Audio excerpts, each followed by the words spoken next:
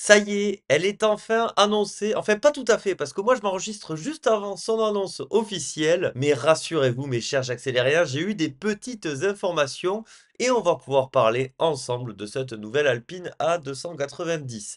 Avant toute chose, vous connaissez, on revient un petit peu sur les nouveautés de l'Internet moderne. Il y a deux, trois petites infos que je trouve assez croustillantes. Je vais mettre un timecode, comme ça vous vous orienterez directement vers les informations qui vous intéressent et vous pourrez éviter celles qui ne vous intéressent pas. On débute ces news avec l'annonce de la Hyundai Inster. Bon là vous voyez, il n'y a pas encore grand chose. En fait, la Hyundai Inster, ça va être un dérivé de la Hyundai Casper, dont je vous ai déjà parlé dans une news il y a quelques temps. Et en fait, ce véhicule, il va être destiné notamment au marché européen, bien sûr chez nous, et il se distingue par quelques petits faits d'armes assez sympas. Déjà, je vais vous montrer à quoi ça ressemble, mais je trouve que c'est hyper sympa. Ça, c'est la version coréenne, mais normalement, ça devrait ressembler énormément à ce véhicule. Je trouve qu'en termes de design, c'est hyper intéressant. Elle me fait un petit peu penser à un mix entre une Suzuki Ignis et une Fiat Panda, mais je la trouve bien plus équilibrée, en tout cas que la Suzuki Ignis, très mignonne. Et alors, ce qui est très intéressant avec ce véhicule, c'est que malgré son petit gabarit, elle sera apparemment hyper sécurisée avec un châssis renforcé, plein d'airbags, bref, vraiment une voiture faite pour durer et assez solide. L'intérieur, vous le voyez, ça reste assez basique, en même temps, c'est une petite citadine. Et donc, ce qui est intéressant chez nous, c'est qu'elle va être disponible bien sûr en version électrique, alors qu'en Corée, elle est disponible depuis 2021 en version thermique. Mais bon, vous savez ici, la tendance malgré tout n'est pas forcément au thermique, quoique, hein, ça il faudra vraiment qu'on en reparle. J'ai l'impression que les choses évoluent, hein. Cette Hyundai Inster va être dévoilée officiellement à la fin du mois, hein. Donc là, je vous le dis, je vous montre la Casper, mais normalement ça devrait être à peu près ça, à partir de 22 000 € chez nous, hors bonus. Ce qui la placerait hyper bien comparé à une IC3 qui, je trouve, niveau style en tout cas, est moins pertinente. Après, celle-ci, elle s'annonce quand même un petit peu plus petite, donc potentiellement moins polyvalente. Malgré tout, attention, la Hyundai Inster, potentiellement, elle risque de faire pas mal de dégâts, notamment à nos nouveautés françaises qui arrivent là, hein, incessamment sous peu. Vous aimez la Citroën C5X? Bah écoutez, vous êtes quelqu'un d'assez original parce que malheureusement, elle n'a pas du tout réussi à trouver son public et donc va se retirer après à peine 3 ans de bons et loyaux services. C'est vraiment dommage. Malgré tout, alors cette voiture au début, je la détestais, ensuite j'ai appris à l'aimer et pour tout vous dire, je pense qu'aujourd'hui, c'était peut-être la Citroën que j'appréciais le plus dans le catalogue. Parce que malgré des défauts, hein, bon déjà des moteurs pas fiables, mais ça c'est le cas partout. Un look particulier, mais j'aime en fait vraiment pas mal cet extérieur qui est quand même assez Citroën dans l'âme, c'est vrai. Par contre, l'intérieur, je trouvais que c'était pas top. Niveau tarif, c'était pas top. Même le look, il faut quand même l'aimer. Elle était quand même assez chère, assez imposante, assez même premium entre guillemets dans son approche, même si la qualité n'était pas forcément là, mais niveau tarif, elle était pratiquement comparable à des germaniques, donc c'est sûr que la comparaison a fait un petit peu de mal et puis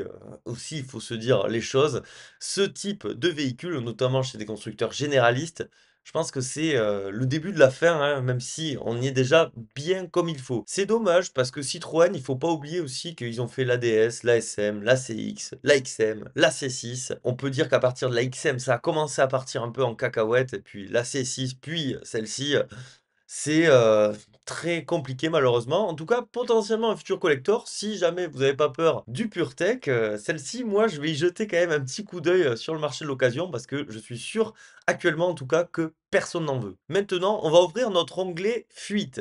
Alors avant de parler de l'Alpine A290, je voudrais faire un petit focus sur ce nouveau BMW X3 qui est risible, hein. Au bout d'un moment, il faut se dire les choses, hein. Alors, le X3, c'est un véhicule qui a toujours été un petit peu clivant dans la gamme BMW. C'est vrai que le premier X3, déjà, il était assez particulier. Moi, je me souviens, à l'époque, sous l'ère Chris Bangle, hein. D'ailleurs, petite question ici, j'ai envie d'en faire une vidéo. Est-ce que pour vous, l'époque actuelle est mieux ou pire que l'époque Chris Bangle? Parce que moi, j'ai toujours bien aimé ce qu'il faisait, mais je sais que c'était très contrasté. Donc, j'attends d'avoir vos avis, mais quand je vois ce véhicule-là, avec ses naseaux. Alors, ils ont tenté encore une nouvelle approche, c'est-à-dire qu'ils les ont rendus énormes, et puis maintenant, ils font des espèces de lignes qui n'ont pas grand sens. Alors, je sais très bien, ça s'inspire un petit peu du concept nueux classeux, hein, désolé toujours pour la prononciation, mais là, franchement, c'est vraiment pas beau. Et puis, ce combo avec des naseaux énormes et des feux très jolis, très fins. Mais à titre personnel, ça marche pas du tout, hein. Je voulais vous en parler, hein, après la nouvelle série 1 qui fait tant parler. D'ailleurs, merci pour vos retours sur l'ancienne vidéo où j'en parle, voilà, j'en parle à ma façon, hein. Celle-ci est censée être annoncée d'ici pas longtemps. On en reparlera plus forcément lorsque ça sera officiel parce que là, il y a juste ce screenshot. Clairement, je trouve que niveau design BMW, j'ai eu un petit espoir à un moment avec, la nouvelle série 2 que je trouvais pas si mal en version basique, pas en version sportive où alors je joue des caisses. Mais là, c'est rudasse quand même, hein. Et donc maintenant, ce pourquoi vous avez cliqué, bien évidemment, cette nouvelle Alpine A290. Alors, à l'heure où je m'enregistre, là, il est, 9h30. Elle va être officiellement présentée à 12h30. Malgré tout, il y a des petits clichés qui sont sortis. Donc moi, je suis bien content parce qu'à 12h30, je serai dans le train. Et ouais, quelle vie! La vie de youtubeur, toujours en déplacement, c'est infernal. Mais je voulais vous en parler, donc j'étais assez deg.